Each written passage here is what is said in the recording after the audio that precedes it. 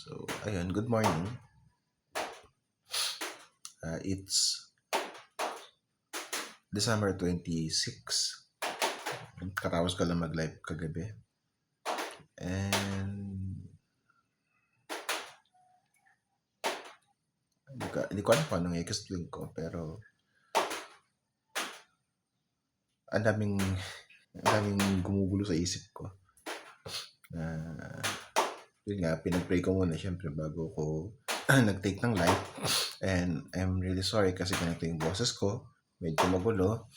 Medyo may something na nakabarang sipon. Kasi nga nagkasakit ako. And still, I don't know how to explain a lot of things. Pero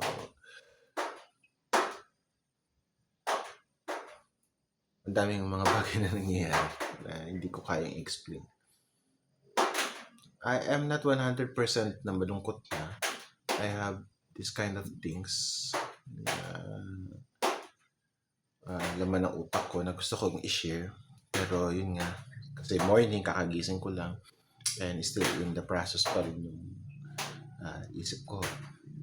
And I make these videos kasi baka mamaya makalimutan ko na naman. Kasi yun nga yung nangyayari sa akin. Lack of motivation, lack of socialization. Kumbaga, hindi ako na masyado nakikipag-socialize.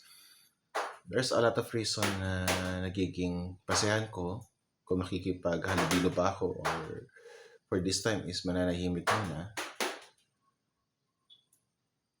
And there's a lot of things. Kasi I cannot explain 100% yung mga bagay-bagay in our words. But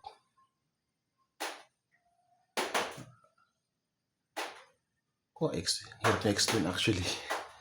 And yun nga, ang hirap niyang ipaliwanag. Kasi pag ikaw yung nasa process ng healing, ikaw yung nasa process ng work in progress, ikaw yung nasa process ng changing the environment, ang daming gusto mong i-explain pero hindi mo siya magawang i-explain in a words. And also, usual, today, kagabi pa, ako lang mag-isa dito. And yun nga, making reflection and making realization sa buhay na nangyayari sa akin ngayon, mga ganap sa buhay ko, na kakaiba yung struggle ko ngayon.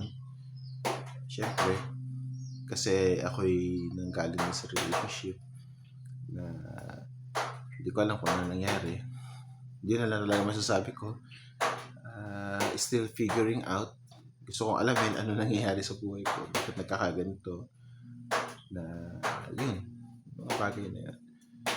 And I hope na with this kind of thing na nangyayari sa akin, magkaroon man lang ako ng insight kung pasaan na ako. Kasi marami kasing tao gustong sabihin nila, kasi ganyan, masyado kang sad boy, ganyan. Ano lang yan, feeling mo lang yan. Yeah, part of the feeling. Pero, as of now,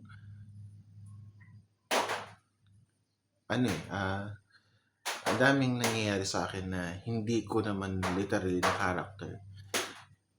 I'm not kind of a person na magkakaroon ng depression talaga. And I am not kind of person na masyadong nag-i-explore yung isip ko sa mga bagay-bagay na hindi ko talaga 100% iniisip. And that's the thing na na-amaze ako. Siguro dahil ng age, pero parang labo naman nata kung dala lang ng age. Still figuring out ano bang worth ko. Parang bigla akong hinahanap yung sarili ko na what is my worth, what is my purpose in life. Yes, I'm pushing. Alam ko kung ano yung bagay na yun. But there's a times talaga na papasok yung mga ganong questions sa utak ko. And not because of the devil or the demon or Satan. Because I'm human, tao ako. So talagang makakaramdam ako ng ganitong bagay. So, yun nga, I try to figure it out. Alam ko pa rin.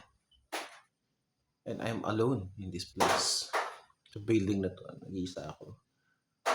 But seems like I feel good.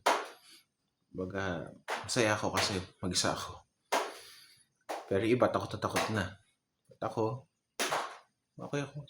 Tuntua ako na mag-isa ako, nakakapag-isip. That's why I make these videos. So, yun lang. And good morning.